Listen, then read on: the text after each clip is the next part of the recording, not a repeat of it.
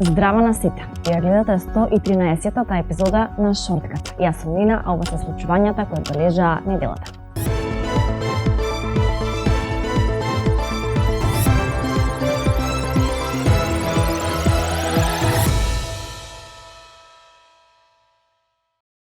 Дали младите луѓе го работат она за што студирале? Истражувањето младенски аспирации за кариера и вештини во рамки на активноста на USAID за млади кои активно создаваат можности во партнерство со Министерството за труд и социјална политика покажува дека повеќе од половина од вработените млади работат на позиции кои не се поврзани со полето на студирање. Сето ова укажува на значајна неусогласеност помеѓу формалното образование и пазарот на труд. Истражувањето покажува дека како најпожелен избор на младите е IT секторот кој привлекува 20,2% од испитаниците, пошто следуваат медицината и здравството, а потоа правото и политиката. Помеѓу најнепопуларните области се вбројуваат производство и занечиство и наука и одржливост на животната средина. Доминантен мотиватор при изборот на кариера секако се финансиските стимулации. Речиси половина од учесниците ги навеля платата и финансиските придобивки како главни причини за интерес во дадениот сектор. Во рамките на 19-та меѓународна конференција Е-општество МК во Титово се одржа настанот Cyber Shake, на кој младите дебатира на темата зошто да учам кога има вештачка интелигенција. Дали треба да се дозволи употреба на вештачка интелигенција на универзитетите и училиштата, како и до кој степен студентите и учениците користат вештачка интелигенција при подготовката на нивните задачи и дали употребата на вештачка интелигенција треба да се регулира со закон, беа само дел од прашањата на кои дебатираа младите. За настанот кој беше организиран од Фондацијата Метаморфозис, повеќе детали погледнете од прилогот што следува.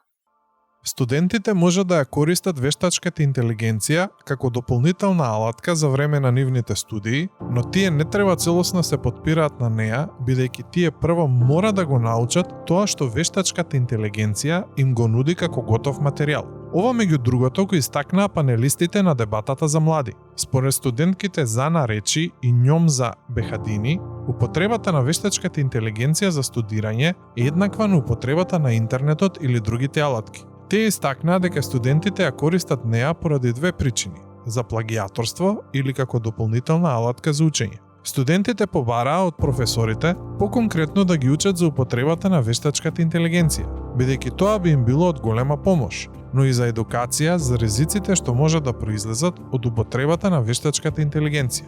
Студентите мора да користат вештачка интелигенција, но прво мора да учат. Ова беше ставот на координаторката на Форумот за образовни промени, Сабрија Тефики. Студентот patjetër mund të përdorin, po ideja është të përdorin si mjet. Nëse duhet të përgjigjemin në këtë pyetje, s'ka duhet të mësojmë, ndoshta është ndrim personal i imi edhe kështu eksplicit, gjë që ne bëj, është që ndoshta edhe më shumë duhet të mësojmë. Универзитетите не може да се заштитат од употребата на вештачката интелигенција, бидејќи таа достигнала многу високо ниво на ефикасност и материјалите што се произведуваат со неа се многу оригинални. Ова го каже универзитетскиот професор Адриан Бесими. Ако ќе продори студентот, тани не дук шафан че ќе продори, тоа продори. Он биде таш един јом за една ти ме казам продорња си вега, таш јо си дичката мени беато и се. Брат не пагојме, не ми професорот брат помна. Још прапа виж статистик, базован на неурите притишме, че не се диши вета, тој се кјош габим, а ја габим да им сам. Прандай други доз резервена на писане мисими. Професорот додаде дека вештачката интелигенција во високото образование не треба да се регулира со закон. Од друга страна, министерот за образование и наука Јетон Шакири, прашан дали употребата на АИ треба да се регулира со закон, рече дека секогаш кога министерството бара да преземе каква било мерка, реформа или да воспостави каков било механизам за позитивен притисок, универзитетите се повикуваат на тоа дека се автономни и дека сами одлучуваат за овие работи.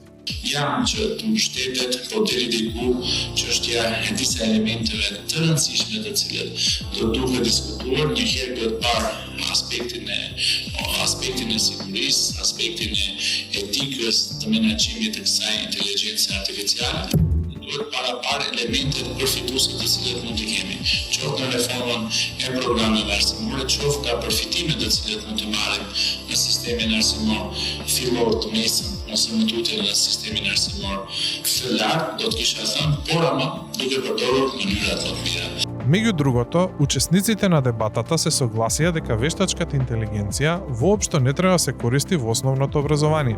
По дебатата за млади, 19-тото издание на конференцијата Е-општество МК продолжи во вторникот со други панели на тема вештачка интелигенција и човекови права, потрага по вистинскиот баланс помеѓу иновација и одговорност.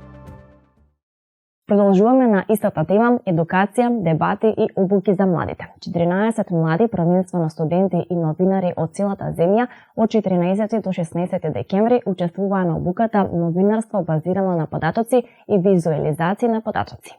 Младите учеа што се тоа податоци, како да се пронајдат, кои се најкористените онлайн извори на сетови со податоци во земјава, како да се прочистат во табели и како да се изврши нивна анализа. Обуката реализира Дерек Билис, предавач на факултетот по новинарство Филип Мерил од Универзитетот во Мериленд во САД, Горан Ризаов, раководител на програмата Медиуми за демократија во Метаморфозис и Бојан Блажевски, главен уредник на новинската агенција Метамака. Ова е прва од трите обуки кои фондацијата Метаморфозис ги реализира во соработка со Меѓународниот центар за новинари. Најдобрите 6 учесници од трите обуки ќе имаат можност за едномесечно платено практиканство во една од трите медиумски организации на Метаморфозис, а тројцата најдобри ќе заминат на еднонеделна студиска посета во САД. Денешната епизода ја завршуваме со еден срцепарателен, но сепак мощен едукативен настан. Наставничка од Неготино ги отвори вратите од нејзиниот дом за учениците да го запознат нејзиниот син со попреченост кој страда од ретка болест мускулна атрофија. Весна Петридова сакаше преку својот личен пример да ги научи децата за прифаќањето на различностите и за инклузијата. За Василија, учениците изработија постер со големо срце од нивните рачиња како символ на поддршка и емпатија. Нивните впечатоци, нивните погледи на животот со попреченост се претворија во учење и размислување кој ќе ги води во подобро разбирање и почит кон оние кои се различни, наведено е во објавата на Facebook страницата на училиштето Страша Пинџур од Неготина. Со овој убав гест ја завршуваме вечерашната епизода на Шорткат. Благодариме што бевте со нас. Пишете ни на Instagram и TikTok ако имате некои сугестии или предлози и читајте рубриката ЦЗРЛЗ на Метамака. Се гледаме следната недела во истото време. Чао!